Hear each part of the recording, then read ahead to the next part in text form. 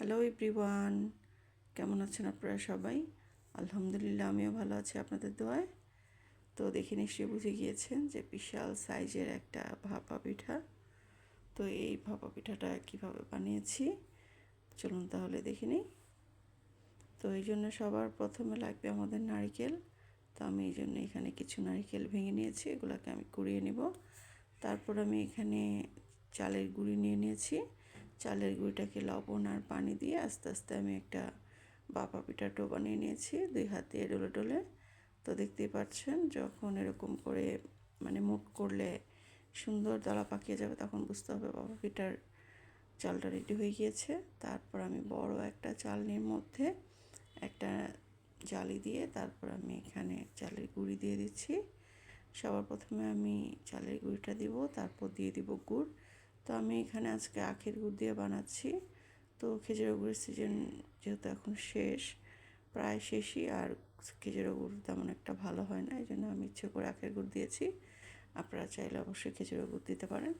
তারপর আমি দিয়ে দিচ্ছি এখানে হিউজ পরিমাণ নারকেল। তারপর আমি দিয়ে দিব এই যে ছানা, যে এটা দিয়ে হলো বিশেষ করে আমি এটা দিয়ে পাটিসাপটা পিঠা বানাই। তো ছানা দিয়ে আর গুড় দিয়ে জাল করে রাখা। তো আজকে ছেলের জন্য স্পেশাল যেহেতু ভাপা পিঠা বানানো হচ্ছে, তো এখানে খুব বেশি করে দিয়ে দিচ্ছি ছানা। তো যেহেতু ছেলের ভাপা পিঠা পছন্দ, তো খুবই স্পেশাল করে বানিয়ে দিচ্ছি যেন মন ভরে খেতে পারে। তো আমি ডাবল লেয়ার দিয়ে দিব, আবারও চাল দিয়ে দিলাম, তারপর গুড় দিয়ে দিব,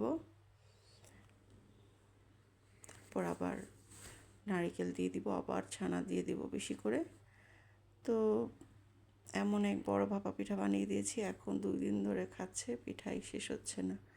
তো আমার কথা হলো যেটা খেতে চাবে এমনভাবে খাও মন ভরে, যেন আর খেতে ইচ্ছে না করে।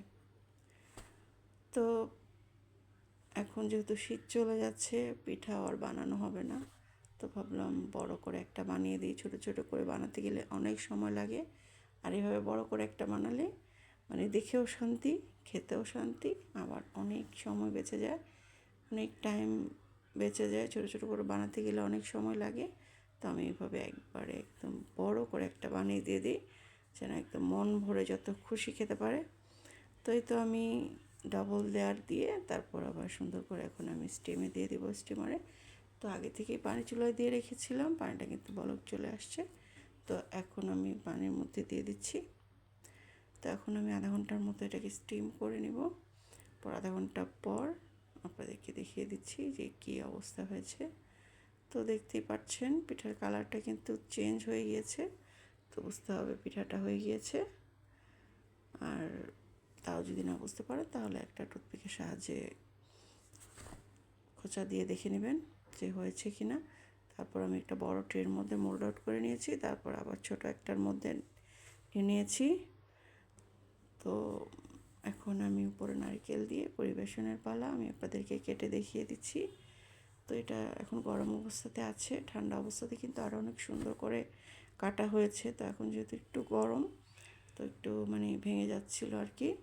আর যেহেতু ভিতরে অনেক ছানা নারকেল দেওয়া, অনেক গুড় দেওয়া, তো খেতে ভীষণ মজা ছিল। আমার ছেলে তো পিঠা খেয়ে অনেক খুশি হয়েছে, তার থেকেও বেশি খুশি হয়েছে আমার হাজব্যান্ড, বলে যে অনেক মজা হয়েছে পিঠাটা।